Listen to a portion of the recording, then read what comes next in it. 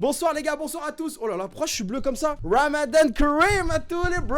Ramadan, bon carême, bon tout hein. Et j'ai que demain, donc on va pas parler d'autres religions. Aujourd'hui est un grand jour, hein. Ça fait depuis 1800 et quelques le Ramadan et le carême n'étaient pas tombés le même jour pile poil. Et cette année c'est ça, c'est un signe peut-être de Dieu qu'on est peut-être pas si méchants les gars, je vous jure, on est ensemble. Aujourd'hui quelques petits trucs à dire, j'ai pas live hier, hein, donc aujourd'hui il y a quand même quelques petits trucs à dire. Notamment Epstein qui chassait des noirs. Bon, on commence le live comme ça ou pas? Non attendez, on va attendre que les gens rejoignent un petit peu, mais ouais, j'ai lu des trucs parce que j'y croyais pas tant que ça à cette théorie, à ces mails, et je suis tombé dessus du coup et j'ai lu. Ah non mais les gars ça commence direct, hein, ouais c'est le safari, c'est exactement ça. Coucou, t'en penses quoi de la surmédication dans la psychiatrie chez les jeunes? Mais alors déjà la psychiatrie, déjà moi j'ai un avis là-dessus qui est quand même assez, j'ai l'impression controversé, parce qu'à chaque fois que je le dis les gens me disent mais t'es fou quoi, c'est toi qu'on va te mettre en asile. Les gens en asile, alors j'ai déjà visité des asiles parce que il y avait une connaissance à moi que je connaissais qui était en asile et que du coup j'allais rendre visite de temps en temps. Je vous parle de vraiment il y a 3 ans les gars, hein, c'était à l'époque. D'ailleurs cette même personne est en prison définitivement, il a bien fait de passer en psychiatrie avant je crois. Bref, tout ça pour dire que du coup quand je passais, il y avait beaucoup de gens, enfin il y avait beaucoup de patients entre guillemets, et ça fait des fois je parlais avec des gens devant et ils me disaient ouais bah moi je suis en psychiatrie, genre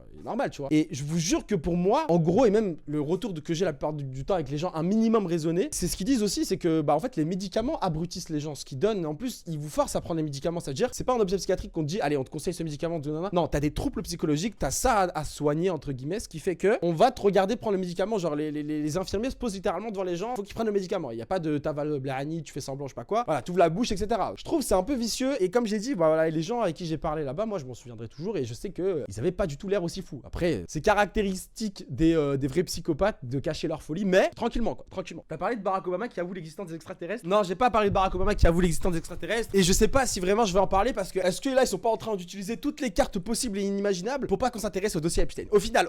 Bon, je pose la question comme ça, hein. Mais parce que voilà, les ovnis, et en plus il dit quoi? Il dit ouais ça existe etc, mais lui il a pas vu la preuve. Prends toute ta gueule espèce d'enfoiré. Mais bon après c'est pas une question hein, pour moi, est-ce que vous voulez vraiment parler des ovnis? Est-ce que vous croyez aux ovnis les chéris? Est-ce que vous croyez à une forme extraterrestre qui n'habite pas sur Terre, ou du moins comment vous l'imaginez? Est-ce que vous imaginez d'autres humains genre sur d'autres planètes? Est-ce que vous imaginez ça en mode des extraterrestres, des gens qui nous ressemblent pas physiquement? Frère, il y a plein de choses, il y a plein de théories qui parlent de ça, hein. Les Anunnaki font parler des extraterrestres, il y a plein de théories qui parlent de civilisations qui font des tours de planètes, hein. D'un point de vue croyant, on n'est pas censé croire aux aliens. Bah Frichila, je crois d'un point de vue croyant justement, je crois que c'est assez flou, hein. Je crois que c'est la seule catégorie qui est assez floue, hein. Les aliens. J'ai envie de me permettre parce que j'ai une barbe, mais en vrai je crois que c'est le seul domaine où c'est flou. On nous dit que Dieu est capable de toute création et de ce qui est possible et inimaginable. Mais on nous parle pas d'autres civilisations, etc. Certes, mais on nous parle pas non plus de qu'il a créé que nous, tu vois. On sait qu'il a créé les anges.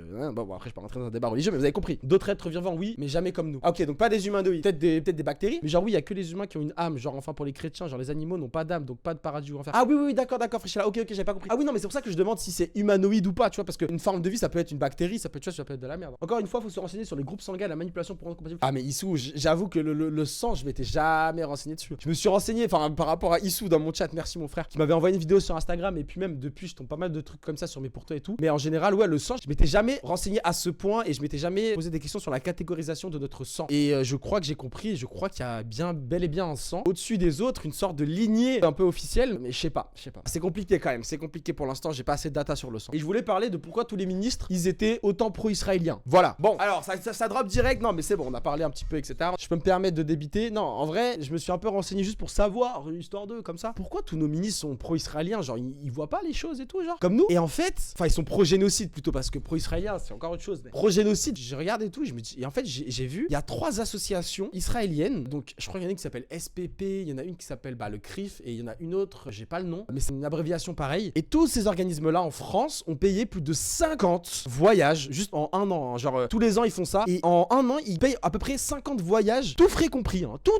Ah, des ministres, pas aléatoirement du tout, mais à des gens très proches, enfin, à des postes clés. Et ce qui fait que, en fait, j'ai juste compris, du coup, tout seul, qu'en mode, évidemment, que demain, il y a quelqu'un qui vient et qui te paye un voyage avec tes enfants, avec tes trucs, tout frais payé. Évidemment que la semaine d'après, s'il te dit, hey, commence à parler bien d'Israël, évidemment que tu vas bien le faire. Évidemment que tu vas arriver à l'assemblée dans ton métier ou peu importe, tu vas parler d'Israël en bien, tu vois. Parce que ces gens sont subventionnés par littéralement Israël. Et du coup, je me posais la question, est-ce que c'est normal, ou est-ce que c'est logique, ou est-ce que c'est ok, vous trouvez que d'autres organismes mondiaux, ONG, X, peu importe, n'importe quoi, puissent interférer dans la vie personnelle de certains politiques à des clés postes de nos gouvernements, donc des gens qui nous dirigent? Est-ce que c'est normal qu'ils leur offrent tout ça, quoi? Est-ce que ces gens, c'est normal qu'ils aient autant de pouvoir enfin, est-ce que c'est... Non, moi je trouve ça pas normal. Voilà, je vous le dis clairement, je trouve ça pas normal. Je trouve ça pas normal parce que comme je vous ai dit, en fait, le mec va travailler enfin, demain, je vais prendre n'importe qui dans le chat, je vais dire, gros, je te paye genre 1000 € par mois, plus je te paye un voyage. Et tu sais, je vais pas lui dire direct, hein, genre, voilà, il va dire, je suis trop gentil, etc., c'est trop sympa, etc. Et une semaine ou 10 jours après, je tombe dans une sauce, tu vois, sur Twitter, et je vais voir les mecs que j'ai payés, je leur dis, bon les gars, je vais pas leur dire c'est moi qui les paye, mais je viens de te faire un cadeau de fou. Tu vas être redevable, tu vois, inconsciemment. Et donc ces ministres-là, je crois qu'ils sont tous redevables envers Israël pour quelque chose, ou bien ils ont tous une pièce de chantage. Enfin, Israël a une pièce de chantage sur tous ses ministres un par un. Donc c'est pour ça que je me posais la question aujourd'hui sur pourquoi, voilà. Ah non, j'ai jamais parlé Bezos. Je sais pas si c'est fake l'incident du Miami Mall, mais je pense qu'il y a beaucoup trop de témoins pour que ce soit fake. Non, c'est un vrai truc, il y a eu trop de monde. On est d'accord. En fait, le Miami Mall, il me semble, alors je vais pas me dire de la merde, rectifie-moi dans le chat si je dis de la... Bah, au pire, rappelez-le moi, mais il me semble que c'était un soir, je crois que c'était dans les années 2000. Hein. Littéralement, le mall se retrouve encerclé, mais pas par 10, 15, 20 voitures de police. Hein. On parle de plus d'une centaine de voitures, on parle de limite l'armée déployée, quoi. Genre le truc est immense. Il y a eu un vrai bordel ce soir-là à Miami. Et en gros, les gens ont dit qu'ils avaient vu des portails s'activer devant eux, avec plusieurs personnes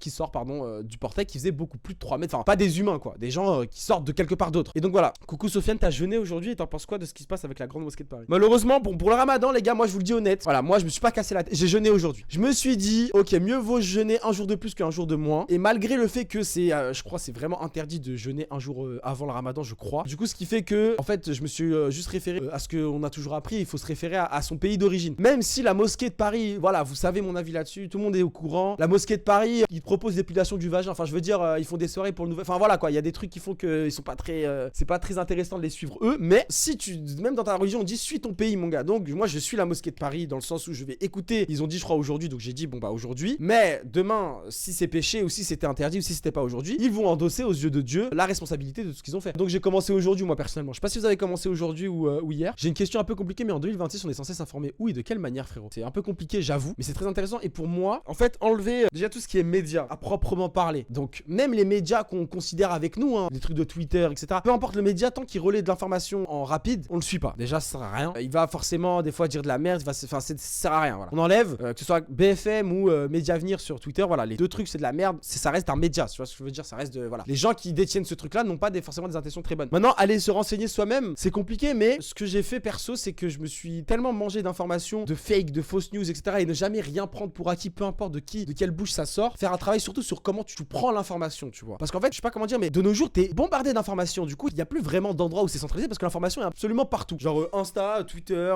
Internet, YouTube. Donc pour moi, c'est surtout faire un travail de soi-même de réflexion et de pas tout prendre pour acquis et d'aller tout vérifier, quasiment tout vérifier. Et au début, vous allez comprendre comment. Enfin, vous allez tout vérifier, vous allez vous faire avoir au début, vous dire ah mais c'est comme ça, c'est pour ça qu'il a dit ça. Ah c'est ok d'accord, c'est pour ça qu'il a dit ça. Et petit à petit, vous allez avoir un filtre naturel qui se développe, on va dire, et vous allez pouvoir faire vos trucs solo. Mais pour l'instant, pour moi, comme j'ai dit, éliminer tous les médias, tout ce qui est comme ça là, mais ne pas intéresser. Hein. Plus aller vers les gens qui se considèrent comme lanceurs d'alerte, tout ça. C'est vrai la liste d'Epstein, il y a 0 noir. Est-ce que vous aimeriez bien que je vous dise oui? Parce qu'en vrai non, en vrai c'est faux. Bah, juste là de tête, il y a Naomi Campbell par exemple qui est noire littéralement. Donc non, il y a eu des noirs. Parce qu'en fait c'est juste la vanne, les gens sur TikTok ils vannent. Ouais, il y a eu Obama aussi, ils font des vannes en mode Team P Diddy la diversité ou bien Team Epstein et que ma gueule, tu vois. Par contre pas d'enfants noirs je crois. Alors ça fait j'adore quand enfin je pense pas que tu sois au courant, mais du coup alors on va commencer du coup ce que j'ai dit tout à l'heure. J'ai découvert du coup dans les mails d'Epstein tout à l'heure en lisant, en baladant, parce que j'étais tombé déjà sur cette news mais je voulais pas en parler en live parce que je me suis dit non quand même pas flagrant comme ça devant tout le monde. Des chasses de noirs étaient organisées, des chasses d'enfants noirs étaient organisées, notamment à Palm Beach, et il y a des mails qui confirment ce que je suis en train de dire, en fait ils prenaient du gibier comme ils appellent, donc des enfants à la base, et une de leurs activités préférées était de chasser des enfants noirs dans la nuit sans lumière. Ça les faisait un peu kiffer, le fait qu'on les voit moins dans la nuit, et ils chassaient, mais c'est pas ils chassaient, ils les attrapaient, trop marrant, hein. À la carabine les gars, ça veut dire ils étaient tués littéralement. Enfin ça m'étonne à mort parce que je vous ai dit, moi j'étais tombé sur l'anecdote de base qui faisait des chasses d'enfants, ça j'étais déjà tombé dessus, même Carl Zero en parle hein, des chasses d'enfants, ça ils le disent souvent hein. Mais par contre le fait que Epstein a fait ça, j'étais en mode waouh. Et donc les enfants noirs, en fait ils les voyaient comme du sanglier en fait. Comment des gens aussi riches ayant accès au savoir peuvent être racistes? Genre ils ont des délires bizarres etc, mais c'est pas censé être des gens intelligents. Bah en fait ces gens sont intelligents certes, mais en fait ils ont atteint pour moi un autre stade de conscience. Je vais m'exprimer là-dessus. Souvent ces gens c'est des gens issus de familles riches, ils ont grandi avec une cuillère en or dans les mains, blablabla. C'est à dire que quand ils sont jeunes, eux ils sont pas posés les mêmes questions que nous. Pourquoi je dis ça? Parce que du coup on a une marge. C'est à dire que nous, je dis de la merde hein. Quand genre moi à 16 ans, je sais pas, je réfléchissais à quelle connerie je vais faire pour être bien vu de la fille que je voulais gérer en 3ème, tu vois. Attends, 16 ans je suis en 3ème? Ah non pas du tout.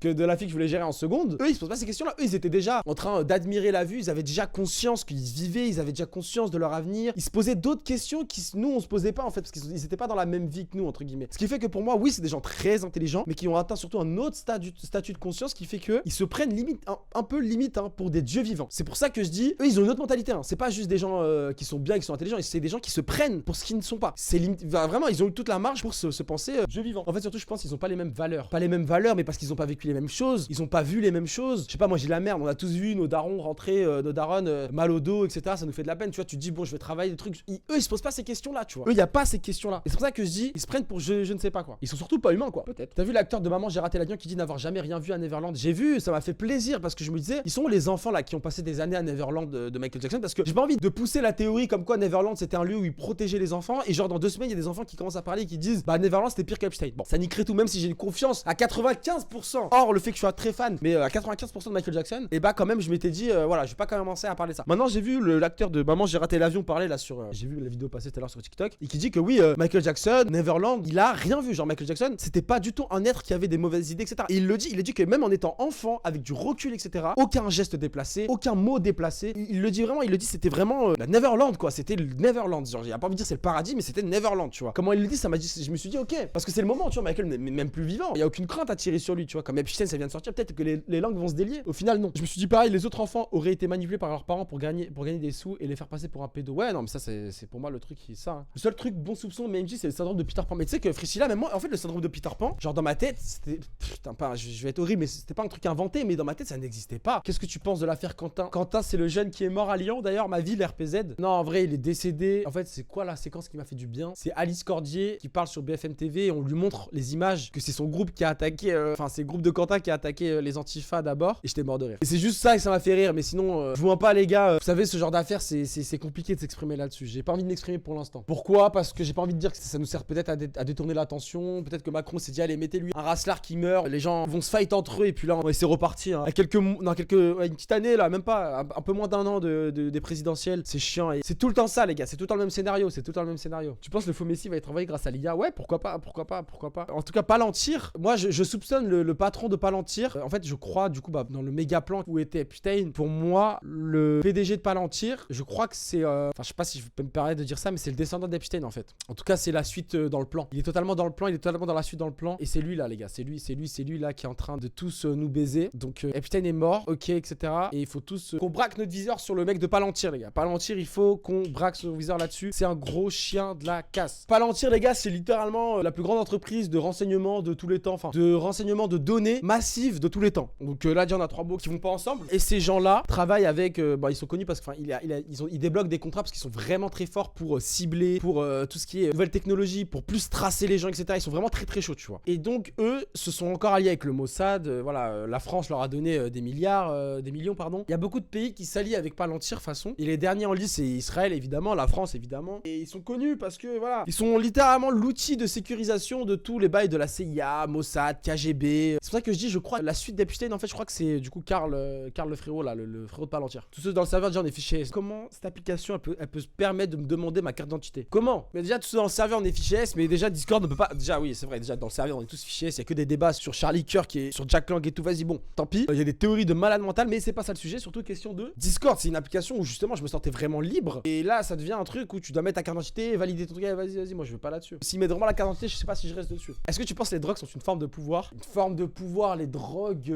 Est-ce que vous avez un avis là-dessus, vous? Moi, je pense que les drogues aident à décupler ses forces. Ok, moi je pense que oui, ok. Non mais après moi c'est pour ça que j'ai un avis sur les drogues qui divague un peu parce que je me dis à l'époque, tu vois toutes les figures qu'on a, les philosophes, les peintres, les sculpteurs, mais ces gens étaient tous extendo les gars. Non mais je me permets de le dire, c'était des alcooliques drogués, en plus c'est pas des drogues comme nous, vous savez un peu de hashish ou je sais pas quoi là-bas, c'était des vrais trucs. Après ces gens, la plupart qui étaient drogués ou alcooliques à ce moment-là, ils étaient pas considérés à leur value comme quand ils sont morts, tu vois. Léonard Vinci c'était un pédo de fou, mais bien sûr, il avait que des enfants de 14 ans qui voulaient tout apprendre de lui, frère. Il les dessinait tout nu. Ils étaient dev tous les jours, mais en plus c'était des bails de c'était à base d'opium et tout les gars. C'était des drogues, tu vois. C'est pour ça que je sais pas. En tout cas, je me suis jamais posé la question si ça pourrait débloquer des choses du cerveau, mais je sais pas. Je crois dans l'histoire les plus grands pédos, c'est les Romains. Les Romains, les plus grands pédos. Moi je dirais alors top des plus grandes périodes pédophiles humaines. Je pense que t'as pas tort. Hein. Je pense Romain, à l'époque romain c'était hard. Mais je réfléchis parce que je pense que la pédophilie on a toujours eu, frère. Je pense même pas imaginer, même à l'époque de l'esclavage par exemple, les enfants, enfin ça doit être hard. Hein. Y a pas une histoire des Gif Epstein qui sont toujours attribués? Oui, il y a plus. Alors, il y a plein d'histoires les gars. Déjà, il y a une histoire qui parle de le compte FedEx. Le compte FedEx d'Epstein a encore été actif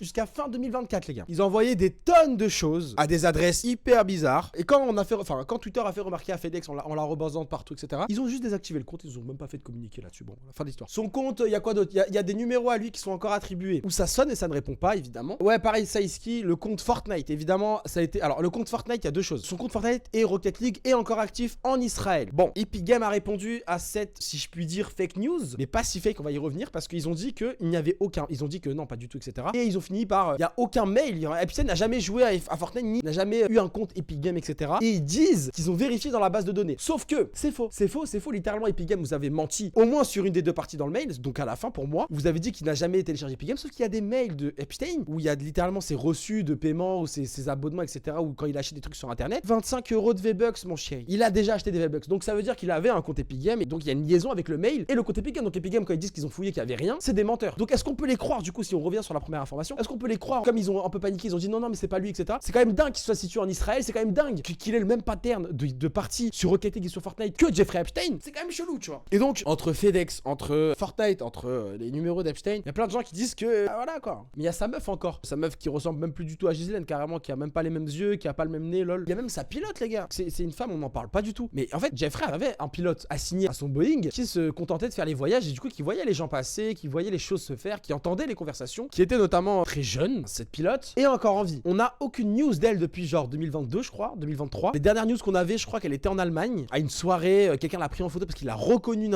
enfin il pensait que c'était elle. Et donc c'est la conductrice du Lolita Express, donc du Boeing voilà, et on n'a aucune news d'elle, on sait pas où elle est, alors qu'elle détient des clés de malade, et puis elle a permis à Epstein de perpétrer tout ça, et puis elle était toujours OP, hein. Dès qu'Epstein il appelait, elle était sur le tarmac, hein. Il y a aussi la brune, la dentiste, oui, dentiste, on en avait déjà parlé, hein. Je sais pas s'il y en a qui savent ici, je vous le redis vite fait, mais voilà, le dentiste chez Epstein servait à retirer les dents aux enfants pour pas qu'ils puissent se rebeller. J'arrivais des rituels avec les chicots étaient gardés évidemment pour des rituels, pour faire de la poudre, pour faire plein de choses qui sont utiles pour les rituels, mais étaient surtout retirés des enfants ou des victimes pour pas qu'ils se révoltent, hein, pour pas qu'un enfant de 8 ans il dise à nique sa mère, je lui croque la bite à lui, genre je vais lui arracher le sgeg. Bah il pouvait même pas se révolter parce que même s'il serrait très très fort, il y avait que les gencives. Donc c'est dégueulasse. Le Lolita Express, même le blaze est différent. Cacao, je veux savoir un truc, le Lolita Express c'est surtout une ref à Robert Maxwell, le père de Ghislaine Maxwell, qui avait appelé son yacht Lolita Express. Donc c'est une ref un peu, tu vois, c'est un peu une petite ref entre eux, tu vois, c'est en mode ah c'est mon papa, tu vois, c'est papa de Ghislaine qui a appelé toujours tous ces trucs un peu Lolita Express, etc. Et Epstein a fait un SO à son prédécesseur, Robert Maxwell. Ghislaine Maxwell, elle est née en 78 à Maison Lafitte, c'est de la folie, mais bien sûr Ghislaine est française, les gars. Mais attends, parce que Macron a dit que ça considérait, non c'est pas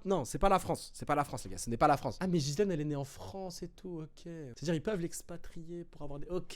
C'est-à-dire ils peuvent faire des auditions en France, filmer, ok. Et ils le font pas, ok, d'accord. D'ailleurs il y a une petite théorie sur Beyoncé là qui revient. En fait c'est bizarre parce que elle a posté une photo sur Insta, elle est très très silencieuse. Jay-Z a quitté les États-Unis carrément, lui. Quitté à un moment donné quand les dossiers sont sortis, il a quitté les États-Unis pendant un moment donné, genre le soir même. Beyoncé elle est restée aux States. Et ce qui s'est passé, ce qui est très chelou je trouve, c'est la dernière publication Instagram de Beyoncé. Alors la dernière publication Insta de Beyoncé c'est simple, c'est vraiment elle à table qui mange un cheeseburger. Il y a que ça. Il y a le petit drapeau portoricain je crois par rapport à Bunny là, et il y a le drapeau américain et fourchette, cuillère et voilà. Et elle est habillée en mode en mode Beyoncé quoi, très très jolie, voilà. Vous savez quel mot est le plus mentionné dans les dossiers de Jeffrey? Le mot cheeseburger littéralement. Alors les gens se sont très vite dit, est-ce que elle porte une forme de soutien à Epstein en publiant cette photo avec un cheeseburger? Bizarre tu vois. Et elle poste cette photo, les gens lui posent dans les commentaires et c'est trop chiant etc. Et elle répond pas. Bon après c'est Beyoncé hein, c'est normal, mais je vais vous dire elle a posté quand? Et la tête de homme je crois qu'elle l'a retirée les gars. Je la vois plus. Je l'ai vue tout à l'heure. Regardez la photo. Bon je sais pas si vous allez bien voir. Ah voilà la petite cheeseburger, l'ambiance est bizarre. Bon. T'as vu MrBeast a fait une vidéo, il mangeait des steaks à 2000 € et quand elle a coupé, elle a dit c'était comme couper le ventre de bébé. J'ai pas vu Bielka. Les gars, moi je vous dis hein, moi MrBeast, en gros, je sais que c'est catégorisé comme méchant limite. Attention, pour l'instant il arrive pas à ce stade. Limite futur Bill Gates. Je vais vous dire pourquoi, parce qu'à un moment donné il a dit dans une vidéo, enfin un extrait j'ai vu que genre il y a un mec qui lui dit ah mais pourquoi tu souris tout le temps et tout. Et en fait il s'est refait, MrBeast s'est refait toute la mâchoire etc. pour qu'il ait un sourire parfait et que les enfants le reconnaissent avec ses gros yeux et son sourire pour qu'il soit catégorisé en mode comme ça quoi, sur sourire gros yeux. Genre vraiment le mec il est tout le temps comme ça. Chez MrBeast. En fait ça m'a la mentalité de genre ouais pour plus rentrer dans le subconscient. Genre je me suis dit mais wesh, on parle de faire des vidéos ou qu'est-ce que tu me racontes là? Et donc depuis qu'il a dit ça je suis en mode ok, c'est à dire moi je sais que c'est un mec méchant et mauvaise intention parce que réfléchir comme ça c'est dégueulasse. Déjà MrBeast pour moi à partir de ce moment là il était catégorisé comme méchant. Ensuite je crois un an et demi après il a créé une banque avec les Rockefeller. Je ne sais pas comment le dire autrement mais il a vraiment créé une banque avec comme fonds d'investissement de base les Rockefeller. Donc moi je sais que en fait c'est la bête en fait, le mec s'appelle MrBeast pas pour rien. Donc moi je commence vraiment à croire que c'est une bête ce mec. MDR la moitié Discord va tailler vers TeamSpeak. T'es chaud ça fait pareil? En vrai oui bien sûr moi je suis chaud qu'on fasse un truc sur TeamSpeak après si vous êtes chaud. Parce que moi dans tous les cas si je commence à mettre des cartes d'identité les gars mon serveur il va sauter frère. On va tous recevoir des lettres et tout genre c'est sûr. Donc moi je suis chaud de passer sur TeamSpeak hein. Après TeamSpeak ils commencent à faire des mises à jour aussi voilà. Ils commencent à améliorer leur graphisme. Enfin l'application de base frère. Ça fait 15 ans qu'ils sont derrière Discord. Là ils ont l'occasion de passer devant Discord. Leur application elle est ingérable, elle pue la merde. Donc j'attends les prochaines semaines TeamSpeak. Je compte sur vous le mec s'adresse à une multinationale. Mais je compte sur vous pour améliorer l'application. Elle pue la merde frère. Donc qu'ils arrêtent de vanner, qu'ils aillent faire des applications. Mais les gars ça va finir le live sur ça les chéris. Je vous aime énormément. énormément. Merci énormément de me donner de la force, même quand vous passez comme ça une petite heure, vous dites c'est rien, mais moi ça me booste le moral. Pendant 2-3 jours, je suis reboosté alors que je suis très souvent patraque, etc. Je réfléchis beaucoup et tout. Donc vous me remontez le moral. Par exemple, là, je sais que je vais passer une bonne soirée. Donc merci à vous les chéris. Allez, bisous, à demain.